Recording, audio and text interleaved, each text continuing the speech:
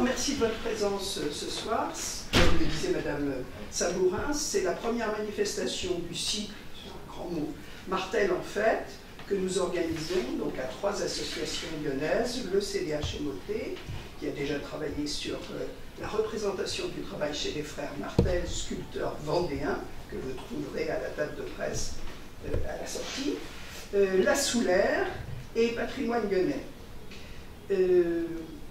Cette manifestation, pour la première, là, est centrée autour de l'aviation. Nous allons en reparler tout à l'heure. Et je voudrais tout de suite excuser le maire de Mouchamp et l'adjoint à la culture de Mouchamp, puisque cette soirée est avec le soutien de la ville de Mouchamp, ce qui se comprend, puisque vous savez qu'il y a là le monument hommage, justement, au commandant Guilbeault, un monument qui est très bien entretenu, contrairement à d'autres en Vendée.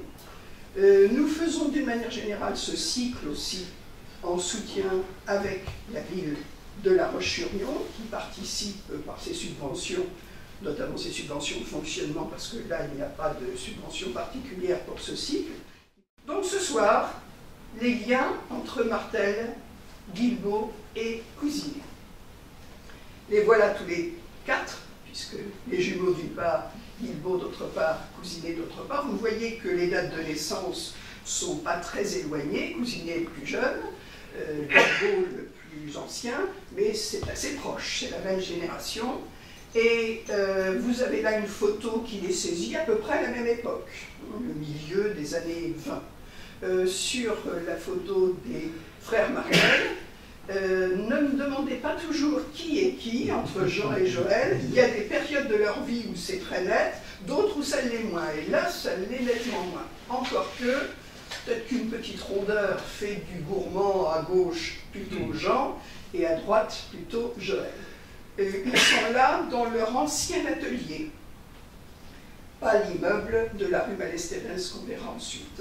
Dans leur ancien atelier, et assez vite, vous voyez derrière un Saint-Christophe, et en projection sur la partie gauche, la photographie de ce qu'aurait pu être ce Saint-Christophe à l'entrée d'un aéroport, donc une espèce de tour, mais qui ne s'est jamais réalisée. Et puis, de l'autre côté, c'est une réduction, c'est pourtant massif, on n'en voit qu'un bout, mais c'est une réduction de la tête monumentale du monument mort de Néron, qu'on reverra tout à l'heure, en Eure-et-Loir. René Guilbeault, là, 2 ans avant sa disparition, et René Cousinet, au moment même où il est ingénieur, et déjà la tête de son entreprise, les avions, René Cousinet, ARC, arc comme arc-en-ciel, celui qui sera célèbre. Point commun entre tous, l'attachement à la Vendée. Alors, certes, les Martel sont nantais, puisqu'ils sont nés à Nantes, mais ils se disent vendéens, et ils sont vendéens. Ils n'hésitent pas dans les salons où il faut s'inscrire à même qu'ils sont nés en Vendée, et c'est presque pas faux dans la mesure où ils ont passé quasiment toute leur enfance, toutes leurs vacances pendant leur adolescence, puis, plus âgés, pendant la période d'occupation, ils se sont repliés en Vendée. Il y avait, vous voyez les photographies, à la fois la propriété de la Chapellenie à Saint-Jean-de-Mont, dans le haut des dunes de la Chapellenie. C'est une espèce de moulin que le père Léon Martel avait fait transformer au début des années 1900 en une sorte de palais mauresque, assez curieux.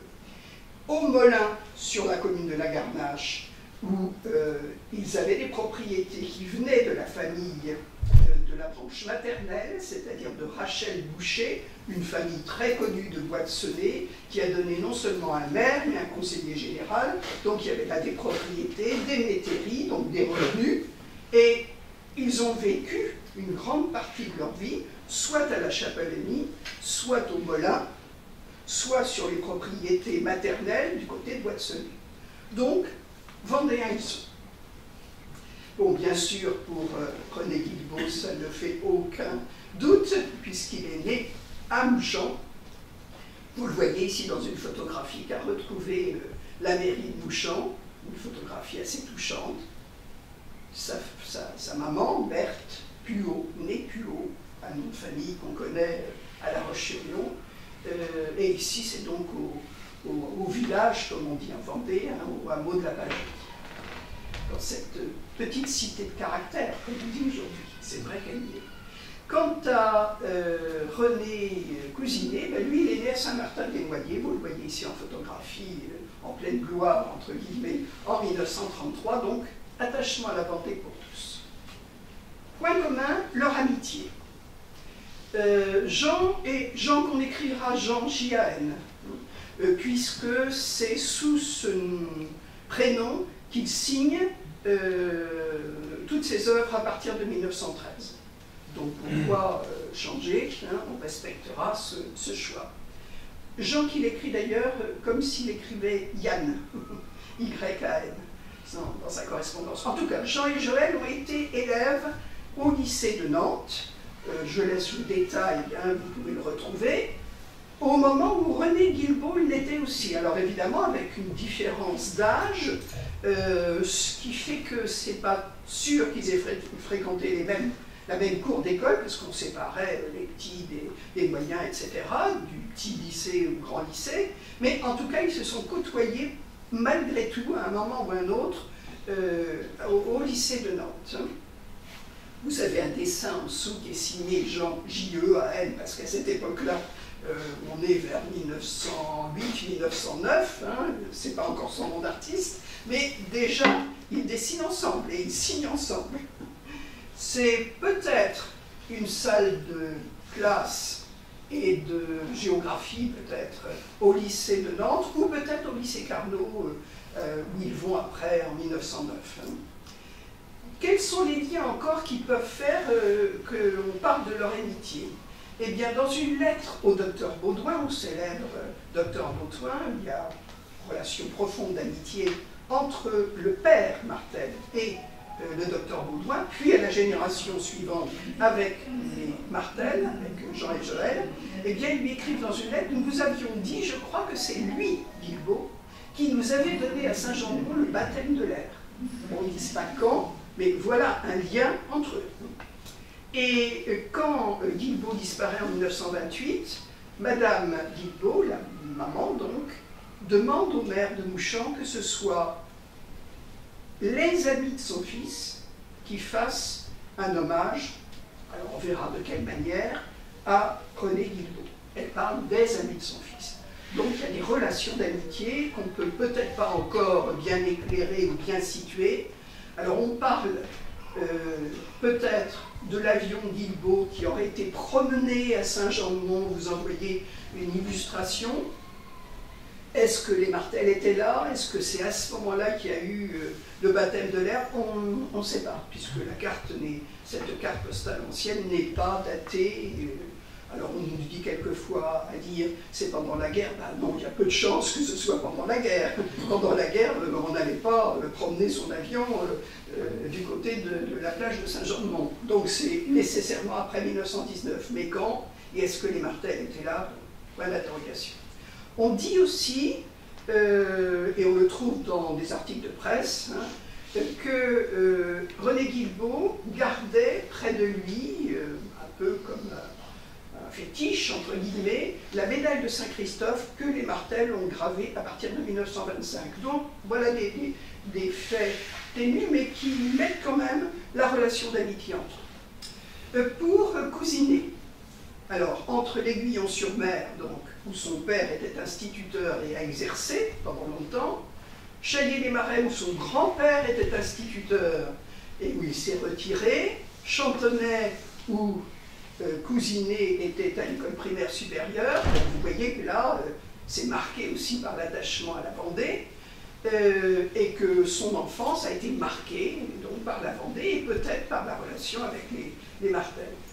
On dit, parce qu'il l'a écrit quelque part, dans certains mémoires, qui ont été retransmis par son frère Alexandre Cousinet, qui a déposé une grande partie de son fonds aux archives municipales de La Roche-sur-Yon, un fonds qui est hélas pas assez exploité alors qu'il est très bien indexé, très bien présenté, et vous savez qu'à la Maison Renaissance, il y a une salle permanente qui est dédiée à Cousinet, et qui a aussi des maquettes liées à non seulement Alexandre Cousinet, mais il y a un fond très riche. On dit donc, d'après son frère, que c'est en regardant le vol des hirondelles à l'Aiguillon-sur-Mer, là, sur la plage, qu'il aurait profilé son avion arc-en-ciel. La légende est jolie, et si ce n'est pas une légende, c'est encore mieux. En tout cas, les Martel se sont intéressés assez tôt à Cousinet d'une part, à son arc-en-ciel, et pour ce qui est du lien avec l'Aiguillon-sur-Mer, ce sont les Martel qui ont réalisé ce cénotaphe au soldat Sorin, qui est toujours d'ailleurs, qui a été restauré, dans le cimetière de l'Aiguillon-sur-Mer. Ça nous ramène à l'Aiguillon-sur-Mer. Cousinet était donné comme un ami aussi de Guilbeault. Il a collaboré à la maquette du monument des Martel à Guilbeault. On dit, et là encore c'est documenté, mais je vous laisse les références, que Cousinet a reproduit dans ses ateliers le pylône, les ailes, la base du LATAM, c'est-à-dire l'avion sur lequel Guilbeault a disparu et qui va être représenté sur le flanc droit du monument à Mouchamp, du monument à Guilbeault à Mouchamp. C'est lui qui permet donc de fixer vraiment les lignes du fameux LATAM 47. Donc voilà les liens entre les quatre que nous présentons. Point commun, l'intérêt pour l'aviation. Je ne vous lis pas tout ça, mais en gros, les Martel se sont intéressés très tôt à l'aviation. On dit que la Vendée était devenue, dès ces années 1910, une terre d'aviation, une terre de meeting aérien. Il y a quelques célébrités de l'époque. Dans la correspondance de Jean pendant la guerre, il rappelle, parce que son père lui a écrit, ou son frère lui a écrit, qu'un avion est passé au-dessus de la Chapelle-Émile, c'est toute une affaire, en juin 1917, ça les occupe beaucoup. Et il parle du fameux camp des Américains installé à Saint-Hilaire-de-Riez, enfin à Champ-Gaillard, apparemment que les Martel, Léon Martel et Joseph Boucher, l'oncle, qui vivent ensemble, ont vu du haut de la dune, là, de la tour de la Chapelle-Émile. On trouve des avions très tôt dans leur bas-relief, dans leur centre d'intérêt. On en verra quelques-uns tout à l'heure, plus en détail. On trouve les Martel en 1927-1928 avec un premier projet de monument dit à l'équipage du LATAM, et pas avec n'importe qui, avec Robert Ballesteros, le célèbre architecte et ami, mais ils ont été évincés du concours. Voilà donc leur centre d'intérêt. Dès 1925, on les voit travailler sur des bas-reliefs, sur des avions. Alors, pour René Guilbeault, il a d'abord commencé une carrière maritime, puisqu'il sort de l'école navale de Brest. Ensuite, il se bat pendant la guerre. Il y a des citations pendant la guerre. Ensuite, il sert dans l'aviation maritime. Je ne vais pas vous faire toute sa carrière, mais il passe son brevet de pilote militaire sur avion en 17, et son brevet de pilote d'hydravion, on va le retrouver donc sur l'hydravion de LATAM, en mai 1917. Ensuite, il a des responsabilités au niveau d'un certain nombre de centres d'aviation maritime, et plus tard, ça nous mène en 1927, il devient officier d'ordonnance du ministre de la Marine. Donc là, avec des responsabilités administratives, si vous voulez, mais proche du pouvoir, entre guillemets. Et c'est dans ce cadre-là qu'il prépare le raid transatlantique, un raid transatlantique sur New York. Et sur la recommandation de Cousinet, donc ils se connaissent, donc ils échangent, il choisit le LATAM 47, qui est une espèce de prototype à ce moment-là. J'évoquerai brièvement, parce que ce n'est pas l'objet, la tragédie du LATAM, qui disparaît donc en 1928, au moment donc, non pas du grand raid transatlantique, mais de la mission de sauvetage à laquelle René Guilbeault participe, Ronald Amundsen également, et tout l'équipage disparaît sans qu'on ait encore une véritable explication de cette disparition. C'est en 1928 donc, et c'est là que la question du monument à Guilbault va se poser. Alors, Cousinet pour sa carrière, on l'a laissé tout à l'heure à l'école primaire supérieure de Chantenay, ensuite il entre donc à Angers à l'école nationale des arts et métiers, puis à l'école supérieure d'aéronautique, il est ingénieur en 1925. Et très vite, à ce moment-là, peut-être sa rencontre avec Lindbergh le pousse-t-il dans ce sens. En tout cas, dès 1927-1928, ça y est, il fonde sa première entreprise, vous en avez un aperçu ici, et il commence sur papier, sur plan, et assez vite, sur maquette, et bientôt en réalisation, son premier arc-en-ciel. Vous voyez que la construction démarre en juillet 1927. Encore un point commun, chacun dans leur domaine, ce sont des innovateurs. Alors, on ne va pas résumer la production protéiforme des martels, mais dès 1925, ils entrent dans le monde de l'art déco et de l'avant-garde avec beaucoup de succès et beaucoup de provocations. Ce sont les fameux arbres dits cubistes qui sont en collaboration avec Mallet Stevens à l'exposition internationale de 1925, qui ont fait beaucoup jaser. Mais ils sont aussi à l'avant-garde pour ce qu'on appelle des planisculptures, c'est-à-dire du fer, du cuivre ou d'autres alliages qui sont rivés, soudés. Certains artistes qui sont dans la salle et qui pratiquent ce genre de planisculpture ou sculpture tout court pourraient nous en dire davantage. Là, vous avez le célèbre joueur de scie musicale, mais c'est une de leurs nombreuses planisculptures tout à fait époustouflantes. Ils sont à l'avant-garde aussi du point de vue de leur collaboration avec Mallet Stevens, y compris pour leur propre immeuble atelier. Donc vous avez un aperçu ici. Et puis j'ai mis simplement en bas un aspect de l'art animalier, mais ils sont aussi présents dans l'art sacré, dans l'art monumental, dans l'art funéraire. On pourrait multiplier tous les domaines, sans dire que ce sont des touches-à-tout de génie, mais ce sont des artistes éclectiques indubitablement. Donc là, c'est le fameux chat égyptien qu'on retrouve notamment au palissandre, à l'Historial de Vendée. Alors, dans son domaine, René Guilbault est un expérimentateur, un innovateur, puisque, on ne va pas dire forte tête, mais comme dans ces milieux de l'aviation, on teste, quelquefois le prototype n'est pas tout à fait fini, on bricole et on y va. Et c'est ce qu'il a fait en choisissant donc le LATAM qui n'était pas tout à fait prêt. Le LATAM, vous envoyez quelques photos, et au milieu, vous voyez une maquette qui est dans la salle de la mairie de Bouchamp, qui a été reconstituée.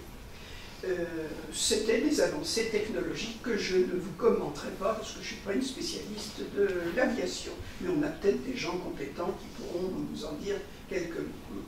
Donc, c'est ce qui lui a fait choisir le LATAM 47, hydravion, qu'on reverra ensuite.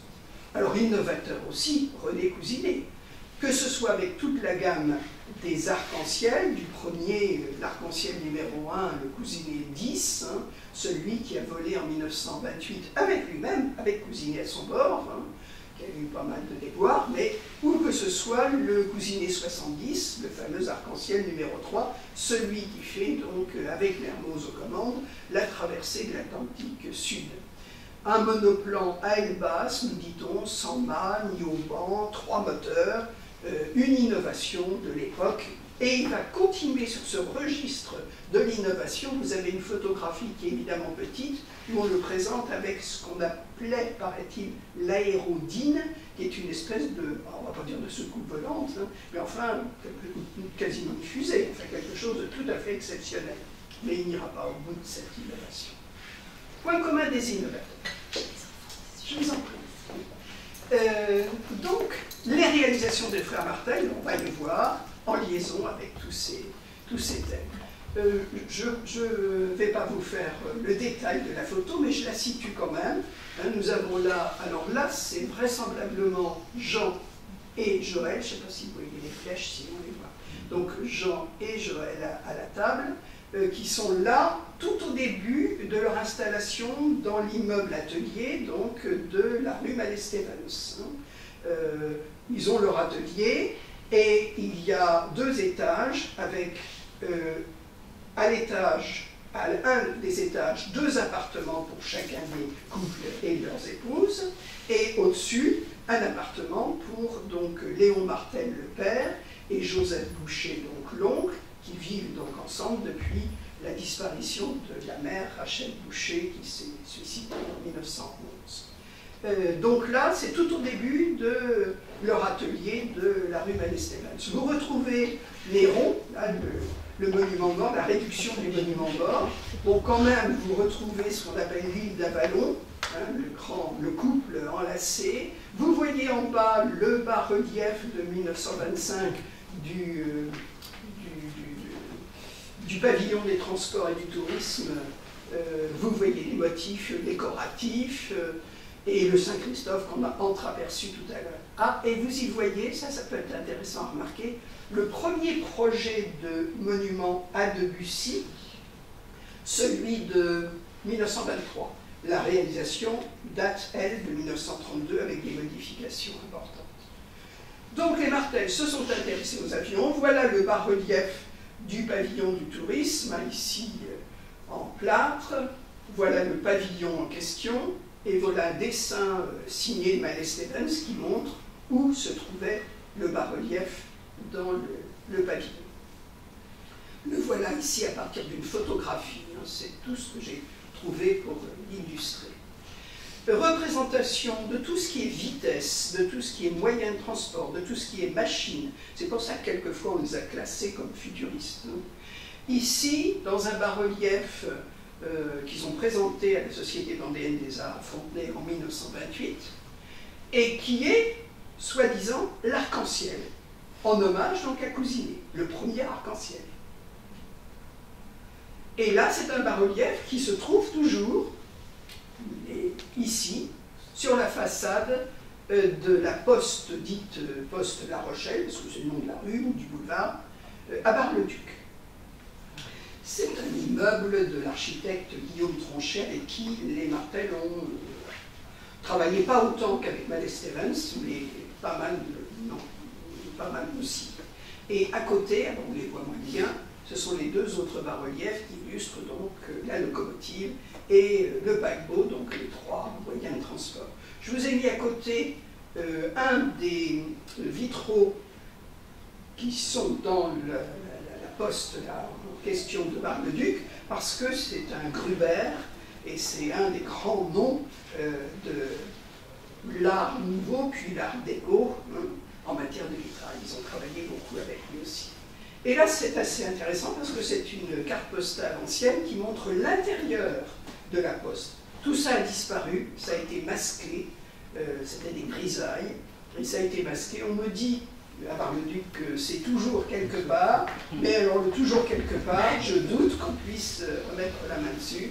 C'est bien dommage. Mais vous savez qu'il y a des œuvres des Martel qui ont subi un sort encore plus terrible, qui ont fini, comme disent les Vendéens, au ramasse-bourrier.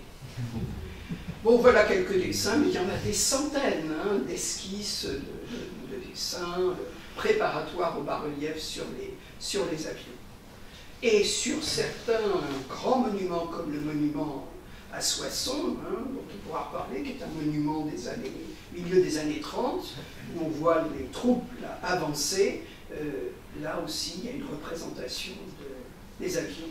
Sur le monument dédié à Édouard Gramont, qui était un pilote de moto et aussi un pilote automobile, mais qui faisait aussi de l'aviation, on retrouve la représentation de l'avion. Ce monument se trouve à Grenoble, il est signé, vous le voyez, J.J. Martel. Alors il signe soit J. Martel, soit J.J. Martel. soit Jean et Joël, comme c'est le cas pour le monument aux morts de La Roche-sur-Yon. Là, c'est les deux prénoms ensemble. Mais souvent, simplement J. Martel. Et alors, savoir qui a fait quoi, au bout d'un certain temps, à force de regarder les dessins qui sont signés de l'un ou de l'autre, on arrive, sans être trop présomptueux, à sentir la nuance dans leurs approches. Mais dans les réalisations finales, bien malin qui peut les dissocier.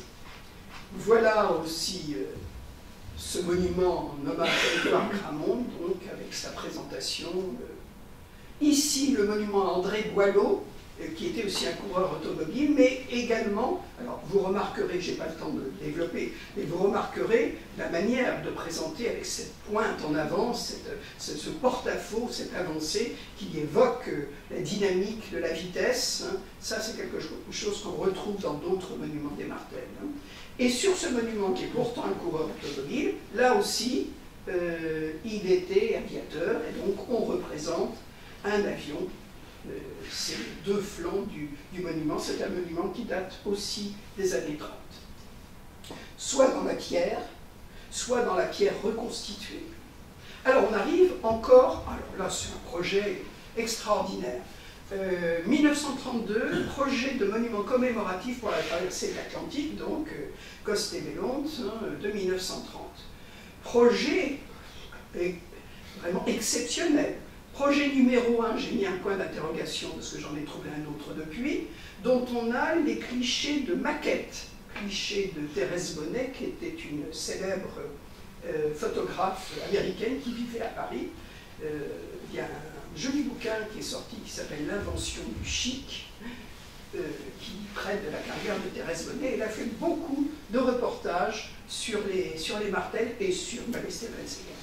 Donc, photo de maquette d'un monument qui aurait été vraiment une prouesse technique, plus de 10 mètres de haut, en béton armé, hein, célébration du béton à l'époque. Le concours est lancé en 1932, la maquette a été exposée, d'où la photographie. On disait partout, c'est le symbole de l'audace, autant par la hardiesse de sa construction technique que par les lignes de son architecture, par sa légèreté et par sa puissance. Ce monument traduisait l'élan magnifique du point d'interrogation au-dessus de l'Atlantique, c'est-à-dire l'audace de Coste-et-Bellonte. Mais ça ne sera pas retenu, peut-être trop audacieux. On en trouve donc des maquettes, des articles, et finalement, c'est Robert Delandre qui sera choisi pour faire le monument à Saint-Valery-aux-Caux. Je vous ai montré ici ce que était le monument de Delandre et non pas le choix des Martel.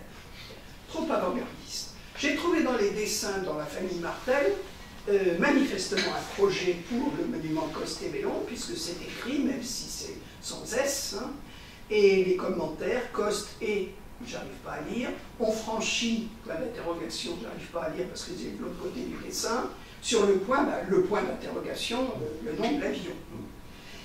Si vous regardez bien ce profil, qui fait donc partie de cette série de dessins, c'est quand même pas très éloigné du profil de la France, on va dire, de l'allégorie de la France. Elle est ici, soutenant le soldat, du monument aux morts de Fontenay-le-Comte, qui date du milieu des années 20 et qui est d'Henri Bouchard. C'est pas étonnant.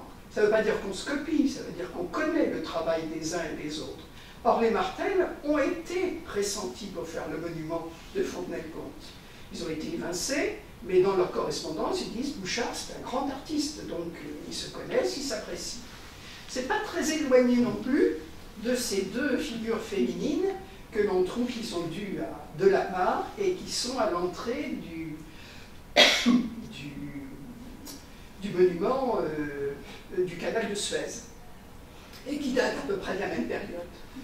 Bon, des correspondances dans les choix esthétiques. Voilà un autre projet sur lequel on n'a pas grand-chose, mais qui était aussi un projet assez étonnant. Ils auraient donc participé au concours pour un projet de monument à l'ensemble de l'équipage du Latam 47, donc pas seulement à Guilbeault, mais à tous ceux qui ont disparu, et une revue de l'époque, qui s'appelle La Construction moderne, le décrit. Ce serait un grand escalier aboutissant entre deux murs à 3 cubes, sur un desquels les Martel taillent sur la mer une barque dont les marins saluent le Latam qui passe dans le ciel. Bon, voilà encore un projet qui n'aboutit pas, mais il a quand même abouti à une maquette, puisqu'on en a la photographie ici. Alors vous voyez là encore le choix d'un immense escalier avec un petit personnage et un autre là qui donne un peu la dimension de ce grand bas-relief qui n'a pas vu le jour. Intérêt des Martel pour l'aviation, quand on regarde, alors c'est pas une planisculpture, mais c'est fait à partir de, là c'est de l'aluminium repoussé, découpé, c'est pas eux qui le fabriquent eux-mêmes, hein, mais c'est eux qui font le dessin, qui ont l'idée, et ensuite ça passe à telle fonderie ou à telle société, ici l'aluminium français, qui fait faire. Et là encore, c'est l'exaltation de la vitesse de tous les moyens de transport, et l'avion y est présent. C'est le pavillon des messageries, le pavillon Hachette, à l'exposition internationale, mais cette fois-ci celle de 1937, où ils sont présents dans une quinzaine de pavillons, et où c'est vraiment l'apogée de leur réputation nationale et internationale. Alors, quelque chose qui m'a interrogé pendant longtemps. Je trouve ce dessin un peu curieux, comme un double avion, bon, que je mets de côté. Je ne vois pas ce que ça peut être. Hein. Bon.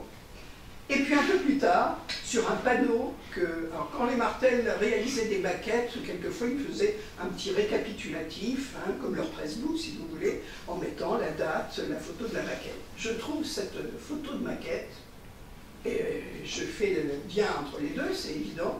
Maintenant, qu'est-ce que ça peut être? Probablement une mascotte. Ce qu'on appelait une mascotte ou un fétiche, c'est-à-dire un bouchon de radiateur qu'on mettait, vous le voyez là, ici, sur la voiture 6R. Au passage, c'est une affiche de Martel, probablement de Joël. Et vous avez quelques exemples des bouchons de radiateur que les Martel ont fait, alors quelquefois très figuratifs, d'autres fois très abstraits, y compris dans l'avion de papier qu'on a là, ou des profils qui sont entre l'oiseau et l'avion, comme celui-là qui ornait la voiture de Mallet-Stevens. Donc ils ont fait cette production de designer, on dirait aujourd'hui, avant que le mot ne soit né cette réputation. Alors on trouve aussi dans les centaines, qu'est-ce que je dis, les milliers de croquis esquissés dans la famille, hein, on trouve toute une série de croquis préparatoires manifestement pour un aéroport. Lequel est-ce, on ne sait pas trop. Mallet-Stevens s'est aussi intéressé aux aéroports, et dans plusieurs articles de professionnels des années 30, on trouve des articles de Mallet-Stevens et des dessins. Est-ce que ça a été fait en collaboration?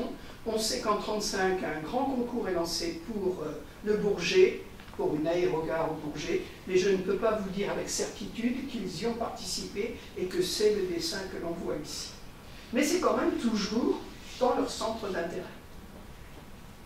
Pour ce qui est des liens avec Guilbeault, voilà donc une peinture à l'huile sur panneau qui se trouve à la mairie de Mouchamp, faite par Constant Gauduchot, qui était un artiste local et qui représente donc, à l'époque où il l'a fait, donc assez tôt, puisque c'est juste après l'inauguration en 1930, le monument dans un environnement assez dégagé.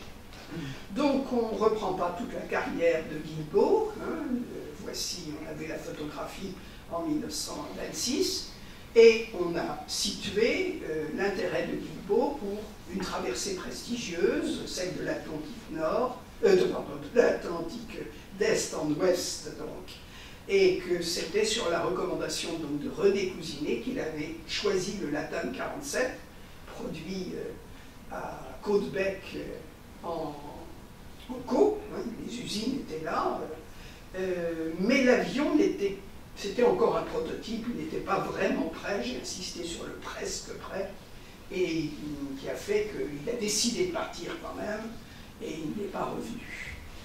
On a ici le dernier signe lien avec l'hydravion, adieu Vape, et il n'est pas revenu. On a retrouvé des débris régulièrement, mais jamais vraiment identifiés, ni vraiment le lieu, peut-être mer de Barents, ni vraiment la raison de l'échec et la disparition. Voilà quelques aspects de la presse de l'époque qui évoquent donc la disparition de Guilbeault. Et cette disparition, c'est 28, l'été 28, et il faut attendre janvier 1929 pour qu'on déclare officiellement, qu'on établisse officiellement le décès de René Guilbeault. Le monument, on pense très tôt faire un monument. Eh bien, il se trouve que c'est l'association amicale des anciens élèves du lycée de La Roche-sur-Yon, devenue donc association des anciens élèves et professeurs du lycée Herriot Mendès France, qui est à l'origine, parce que le maire de Mouchamp de l'époque, Léon de Verteuil, était également membre du conseil de l'amicale de l'association des anciens élèves. Et c'est à partir de lui et des liens avec Marcel Baudouin, dont on a déjà parlé, que petit à petit, un comité pour l'érection d'un monument à la mémoire de Guilbeault, puis un comité qui choisit les martels, se met en place. La personnalité de Léon de Verteuil est intéressante, un républicain, un radical, proche de Clémenceau. Bon, à Mouchamp, c'est pas étonnant. Que fait ce comité? Il lance un appel à projet. Je ne vais pas vous commenter tous les statuaires qui se sont intéressés au projet, mais il y en a quelques-uns de renom. Robert Delandre, qui finalement fera le monument à Costé-Bélonde qu'on a entreaperçu tout à l'heure. L'architecte Louis Ray, qui était présent dans le monument à Ningesser et Cody à Étretat avec le sculpteur d'Escatoir. Louis Ray, qui est également l'architecte, qui a conçu le monument élevé aux héros du Latam, à Côte-Bec, monument que les Martel auraient pu faire avec Mallet Stevens et dont ils ont été évincés. Et on voit, c'est assez impressionnant aussi, hein, cet avion qui sort de la falaise. Bon, il y avait d'autres personnalités intéressantes. Le Vendéen Arthur Guignot, qui a fait 5 monuments aux morts en Vendée et qui postule pour le monument à Guilbeault. Maurice Legendre, qui a fait le monument aux morts des Sables-d'Olonne, qui est angevin et qui postule. Mais c'est finalement, et on l'a déjà dit pourquoi, ce sont les Martel qui sont choisis. Madame Guilbeault demande que ce soit les amis de son fils. On sait par l'école qu'ils furent ensemble. On sait que c'est Guilbeault qui a fait passer le baptême de l'air, donc c'est ce lien fort d'amitié qui va dominer, et les Martel vont donc se mettre au projet.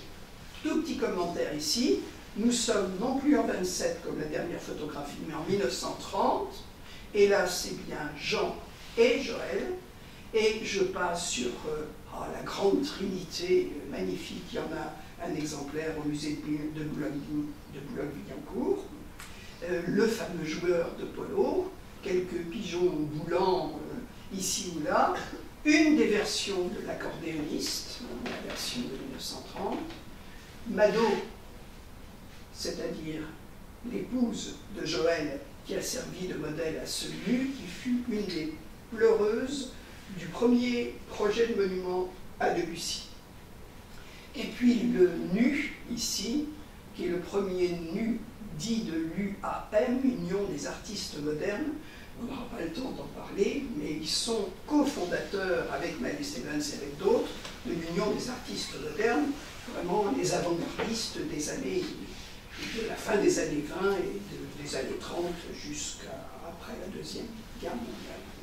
Et ils ont mis la photographie qu'ils ont prise de leur réalisation, le monument à Guilbeault, à Mouchamp, qu'on voit ici sur un panneau. La photo est donc de 1930. Comme à l'habitude, ils sont très soucieux du choix de l'emplacement qu'ils étudient. Ils viennent, ils prennent des photographies, il faut voir l'angle, le point de vue, la lumière, l'environnement paysager, etc.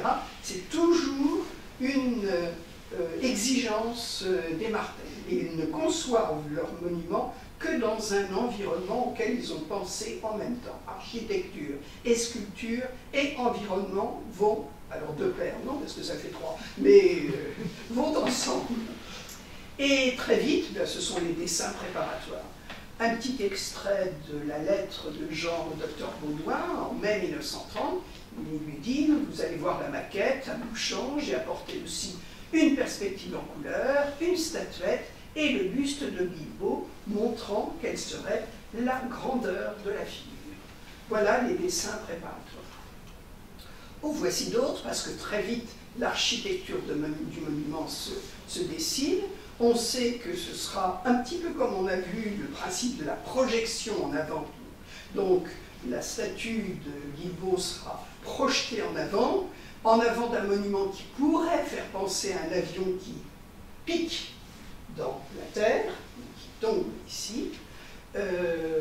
Ce sera en pierre reconstituée, ce qu'on appelle de la ferrélite, peut-être du nom de Paul Ferré, avec lequel il travaillait régulièrement depuis le monument de Bussy.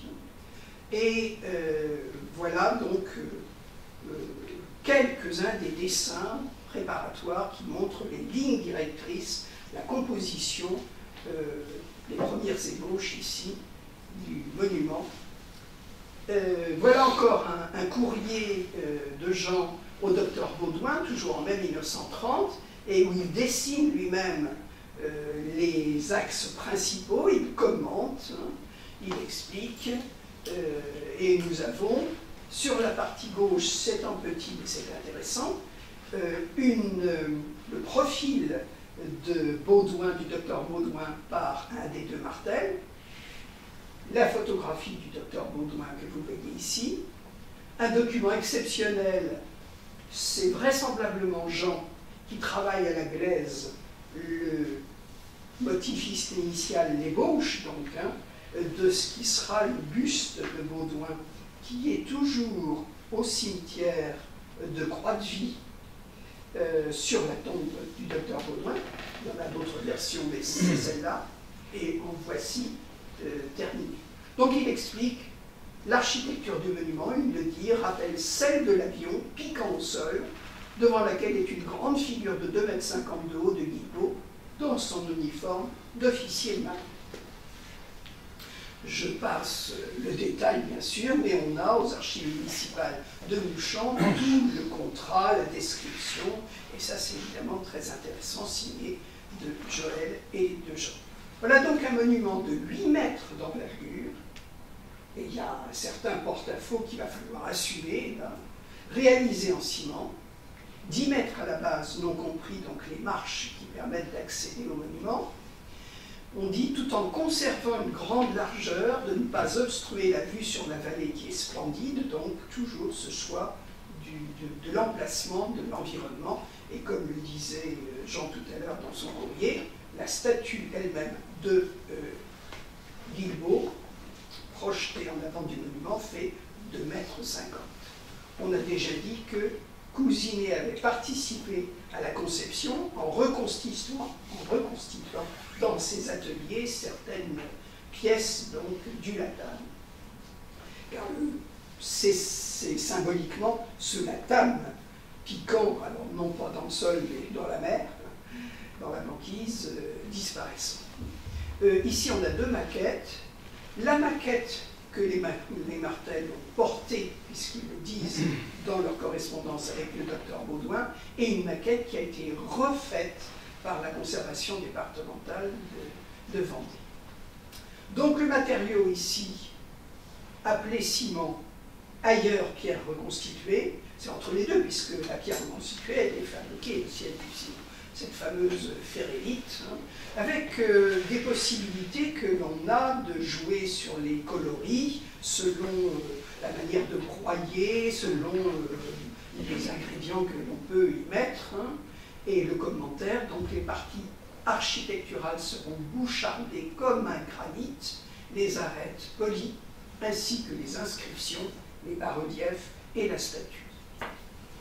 Donc voilà quelques illustrations contemporaines, hein, avec des commentaires des années 30, parce que ça a beaucoup impressionné. Là encore, c'est à la fois d'une grande simplicité, c'est pas non plus étranger à la personnalité de Guilbault qui est né dans un milieu protestant et qui s'est converti au catholicisme et qui était un militant catholique d'Action française avancée. C'est pas innocent qu'il y ait cette forme de croix que l'on voit aussi de dos. Il y a un lien indéniable. Je passerai vite sur ces dessins qui sont passionnants, pas ce qui est repassé en bleu, c'est moi qui l'ai passé, hein, pour que ça soit bien visible, mais ça l'est. Voilà comment ils travaillent, toujours avec des constructions géométriques, le fameux nombre d'or qu'ils recherchent ou qu'ils appliquent. Et à la dernière exposition consacrée au martel, qui était très bien faite à Saint-Gilles-Croix-de-Vie, hein, qui s'appelait Expression fraternelle, il y avait un outil qu'on voit ici, qu'avait prêté Jean-Christophe Concis, et qui est un de leurs outils pour travailler le quadrillage. Je ne sais pas comment ça s'appelle chez les sculpteurs ou chez les... En tout cas, c'était présent et on voit bien le souci toujours de cette géométrisation. Voilà le dessin, par exemple, repassé avec les principaux axes et le fameux nombre d'or qu'on doit donc retrouver ici, comme dans d'autres constructions des martels. De l'ébauche la plus simple et la plus précoce jusqu'aux travaux. Alors, je vous passe toutes les recherches sur la tête du commandant qui tourne, qui est de ce côté, puis de face, puis autrement, la cape qui diffère, la place du bras. Il y a beaucoup de recherches jusqu'à, j'allais dire, presque une étude. Ils aboutissent à cela. J'ai beaucoup aimé ce dessin avec ces petits mouvements, et ça m'a rappelé d'autres réalisations des martels, où on sent à la fois une espèce de S, et en même temps, comme une giration, on pourrait dire, un tour, comme si on allait jusqu'au cœur de la conception du monument, et c'est présent aussi ici et là. Et quand on arrive petit à petit, au bout d'une centaine de, si ce n'est plus de dessins, à finir avec ça, si je ne vous avais mis que ça, ce n'est pas évident que vous disiez « Ah, ben c'est le monument au commandant Guilbault à Mouchamp », mais on arrive là à une expression qui frôle l'abstraction, mais qui garde quand même le mouvement initial. Pour moi, c'est le summum. Bon, voilà quelques-unes des planches qui montrent les recherches des martels autour de la figure du commandant Guilbault. Si vous vous souvenez, tout à l'heure, dans un des courriers au docteur Baudouin, Jean disait et j'ai fait une maquette que j'ai portée à Mouchamp, il y a un buste du commandant Guilbault pour montrer quelle pourrait être l'échelle, la taille. Quand je suis allé à Mouchamp, le maire me dit « Mais on a quelque chose dans le grenier ». Bon, et alors le quelque chose dans le grenier, c'est le buste que Martel a apporté en 1929, probablement pour montrer. Donc on a rétabli l'authenticité du buste en question, qui est maintenant donc dans la salle du conseil municipal, sous la protection de Clémenceau. Mais c'est vrai qu'il est bien ressemblant. Regardez le profil de René Guilbault et le profil du buste en question. Voilà quelques illustrations pour montrer ce monument. Joël Martel, en 1925, évoquait, alors c'est pas sur le monument à Guilbault, mais c'est d'une manière générale leur conception, une recherche sculpturale volontairement abstraite, une démonstration technique de la délicatesse de construction qu'on peut obtenir du ciment armé. Voilà quelques-unes des illustrations que les Martel eux-mêmes ont prises. Et les voici alors, les clichés ne sont pas toujours de bonne qualité, et c'est les seuls que l'on met, ils sont assez rares, des Martel sur les échafaudages, contribuant à la finition du monument Guilbault. Et les illustrations ici, donc à la mémoire du commandant René Guilbault, la statue donc trône au point de vue central, là, et les deux ailes qui d'un côté font référence à la maison natale et à la naissance donc de Guilbault, 1890, et de l'autre côté, donc 1928, à la disparition du Latam, que vous avez ici en dessin, je vous l'ai reproduit. Alors si vous voulez aller voir des choses techniques que je ne peux pas vous apporter, il y a deux ouvrages qui sont intéressants, le plus récent étant celui-là, Hervé Guilbault, le Latam 47 ne répond plus, qui raconte donc l'histoire presque au jour le jour du Latam de René Guilbault. Ce monument était, nous dit-on, un des plus émouvants des Martel. C'est dans la revue Le Bâtir en 1933. Il est inauguré en octobre 1930, massif et pesant à l'œil, plus qu'en réalité, sorte de symbolisme subtil, la légèreté du plus lourd que l'air. On retrouve l'aviation. Et on nous dit, pour nombre de Vendéens, célébrant Guilbault avec une aussi admirable maîtrise, messieurs Jean et Joël Martel nous ont donné une preuve nouvelle de la puissance de leur art, de leur conscience, de leur valeur et aussi de la grande générosité de leur cœur. Alors on a décliné ensuite le monument sous forme de réduction. Ici une statuette qui se trouve au musée Vléric d'Espiau de Mont-de-Marsan et qui a appartenu à Joseph Borion, qui était un des fondateurs de la Société des artistes vendéens, etc. Et vous voyez que là aussi, comme le monument aux morts de La Roche, c'est signé, même si peut-être on a un petit peu de mal voir, Jean et Joël Martel, avec la collaboration donc, de Paul Ferré pour la fameuse pierre reconstituée, inaugurée donc le 2 octobre par le ministre de l'Air de l'époque. Une photographie prise en hiver du monument au commandant Guilbault qui a été restauré dans les années 80, désigné en 1931 par le Comité américain pour la Renaissance de l'art comme le monument architectural le plus caractéristique de son temps, 1930. Alors, les Martel et Cousinet. On a dit, on ne va pas le redire, mais ça devrait être largement diffusé, que le fonds Cousinet des archives municipales, qui est remarquable, est encore sous-exploité et il faudrait vraiment qu'il y ait des gens qui s'y intéressent. En tout cas, on y apprend. Juste une petite pause.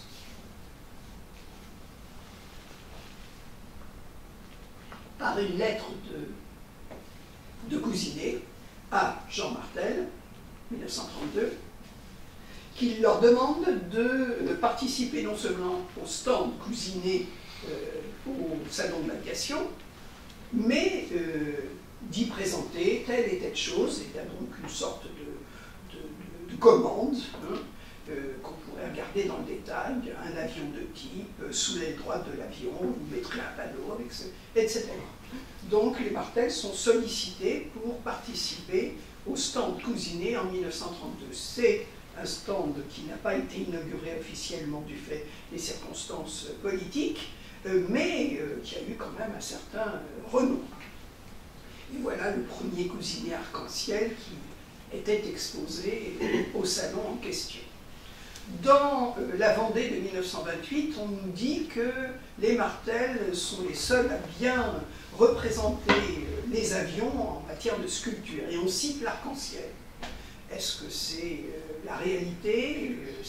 Vous le voyez ici, le bas-relief en fait de 1925 du pavillon des transports et du tourisme. Alors, il y a peut-être confusion, on ne sait pas.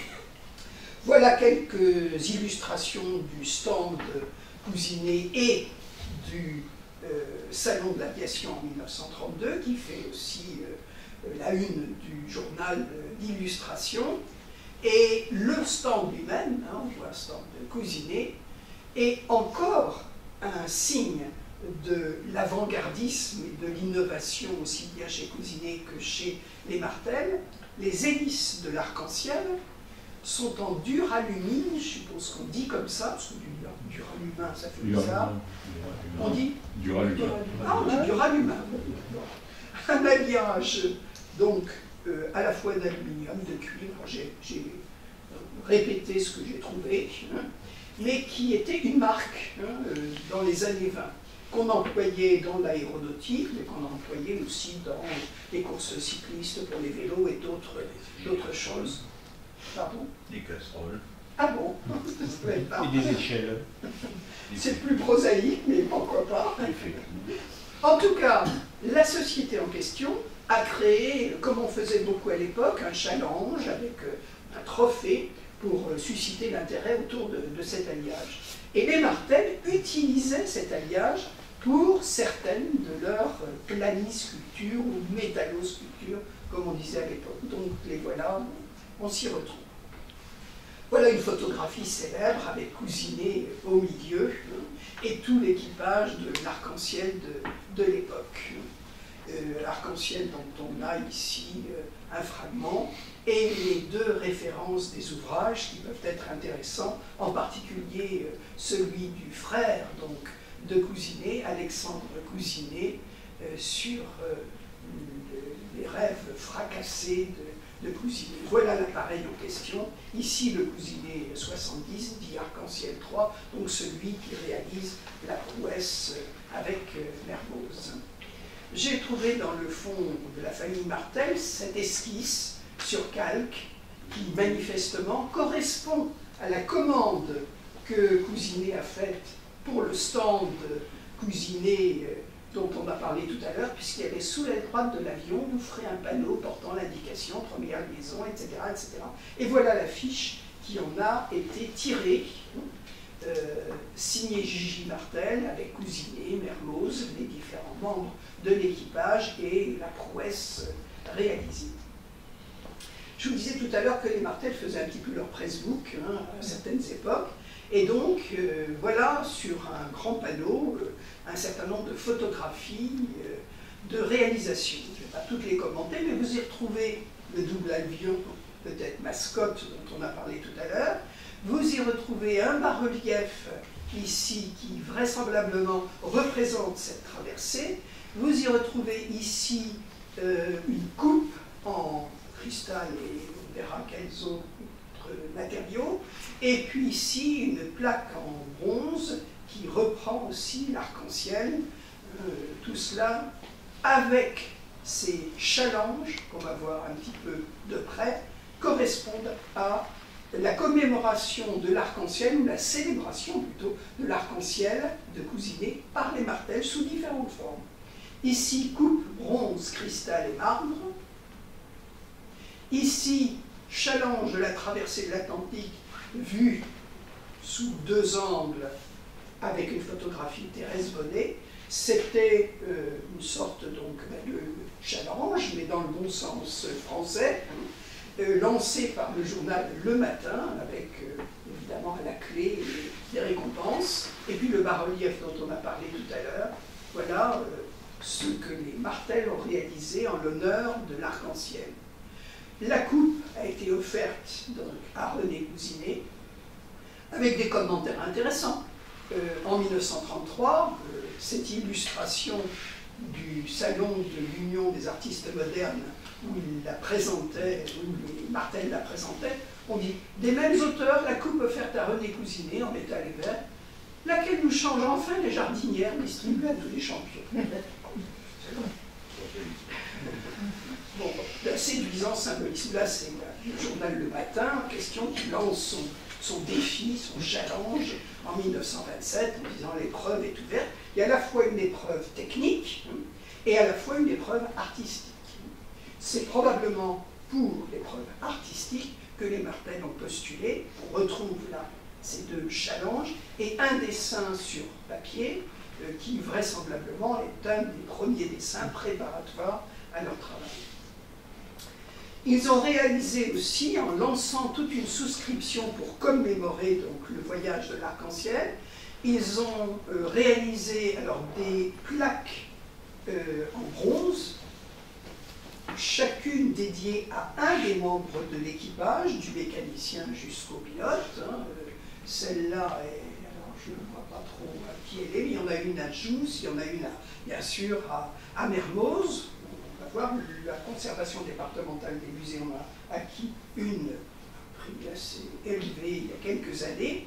Et voilà la représentation sur une petite brochure hein, du même arc-en-ciel. Donc voilà la plaque dédiée au pilote Jean Mermoz, signée donc Gigi Martel. Une maquette de l'arc-en-ciel que vous retrouvez à la Maison Connaissance, dans la salle Cousinet. La même affiche que l'on a vue tout à l'heure, mais signée de tous les membres de l'équipage et de l'inventeur Cousinet. Puis ça a été décliné évidemment sous toutes les manières. Je ne dirais pas qu'il y a des mugs arc-en-ciel, mais enfin il y a des timbres, il y a des assiettes, il y a des images, des bons points, etc., etc. Et puis, on a appliqué une copie, une reproduction, plus exactement, de cette plaque que l'on a apposée à l'entrée de l'aérodrome des Ajoncs quand il est devenu, en 1983, sous le mandat de M. Oxiet, quand il est devenu l'aérodrome René Cousinet. Voilà. Voilà les deux frères, alors toujours dans leur atelier, ici, probablement dans les années 32-33, et on retrouve là le fameux challenge qu'on devine dans leur atelier. Bon, ici, une espèce de bande dessinée de l'époque, par un géoame qui était très connu à l'époque, donc, dans le livre de Mortane sur les grands raids d'avion, c'est les fameux arc-en-ciel, dans une belle vue. Et ici, je parlais tout à l'heure de la plaque à Mermoz, celle-ci est dédiée au mécanicien Camille Jusse. Quant à René Cousinet, bien évidemment, son sort est resté lié à la Vendée, à La Roche-sur-Yon, où vous savez qu'il a essayé d'installer l'usine transatlantique, transocéanique, décidément, en bordure donc, du site des Ajoncs, mais le sort de cette entreprise n'a pas abouti comme il l'espérait. Les déboires à la fois techniques, financiers se sont accumulés jusqu'à la tragédie, d'où le titre du livre sur les rêves fracassés de René Cousinet. Et il s'est donné la mort en 1956, et tragiquement, il semble qu'il ait aussi donné la mort à son épouse, qui était la veuve de Mermoz, qu'il avait épousée en 1939. Donc un sort tragique pour le couple Cousinet en 1956. Voilà, je vous remercie de votre attention. Si je peux répondre à quelques questions, pas trop techniques.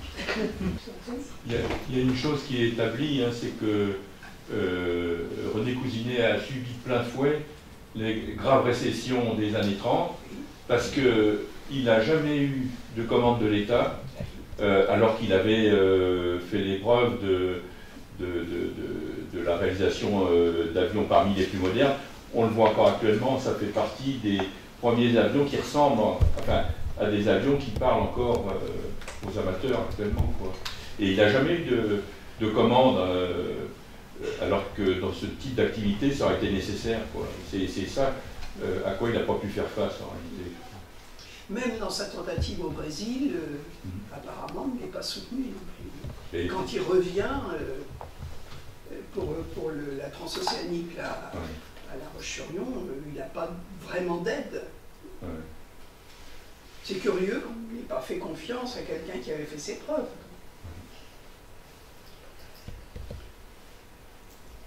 Alors c'était certainement des gros investissements.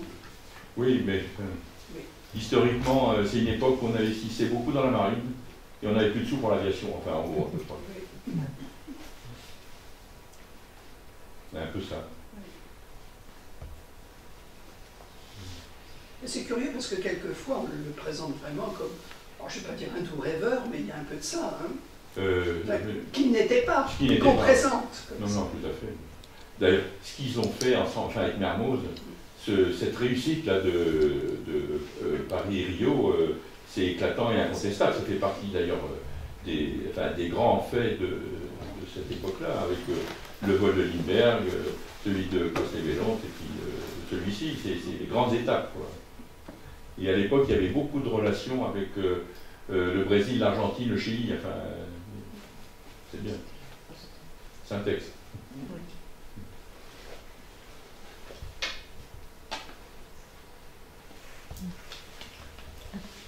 Au début, là, pour les frères Martel, vous avez mis leur date de mort. Ils sont morts la même année? Ils sont morts la même année à quelques mois d'intervalle. Jean est mort en mars 1966 dans un accident de voiture sur le coup. Il allait à Lille avec Jean Bossuet, un architecte, et ils étaient en train de préparer une installation.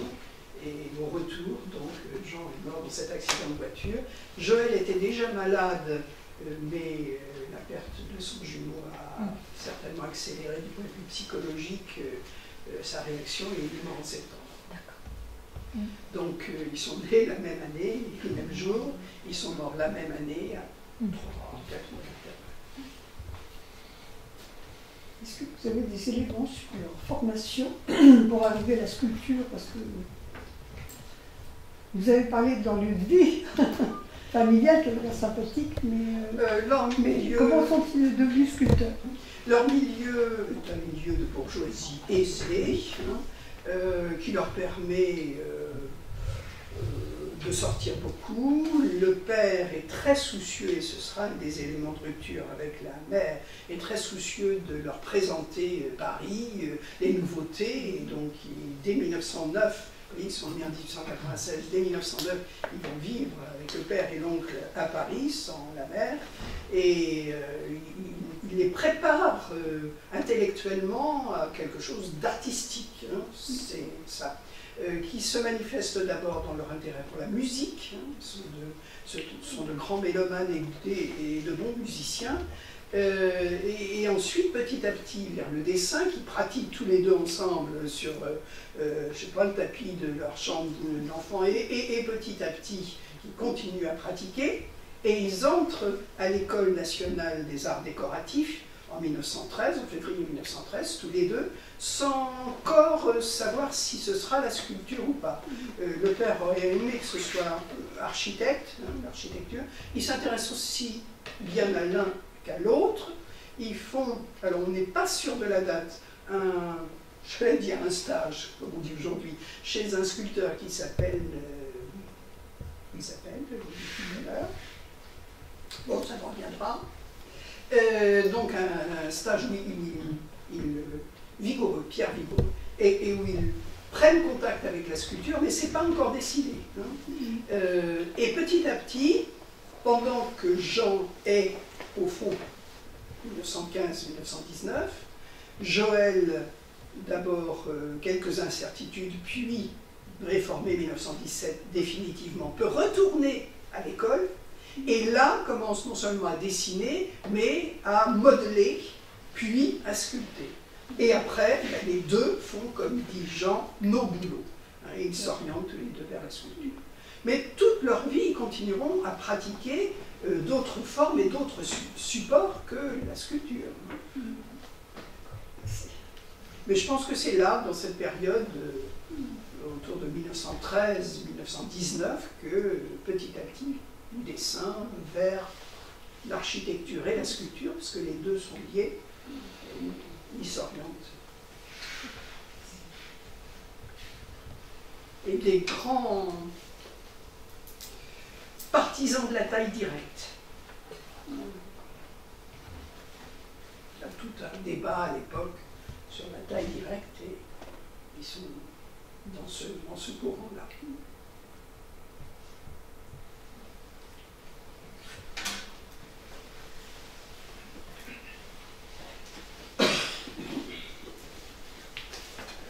Pas vous endormir.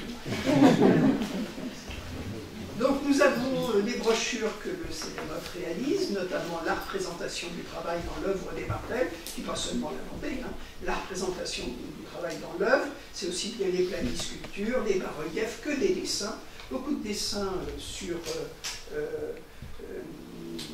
les moissons, les vendanges, les scènes de battage, non les vendanges, il n'y en a pas, esquissés vraiment en quelques traits, que vous trouverez donc la représentation du travail de la terre comme travail urbain, industriel, les fonderies, le familistère de Guise dans l'Aisne, les fonderies.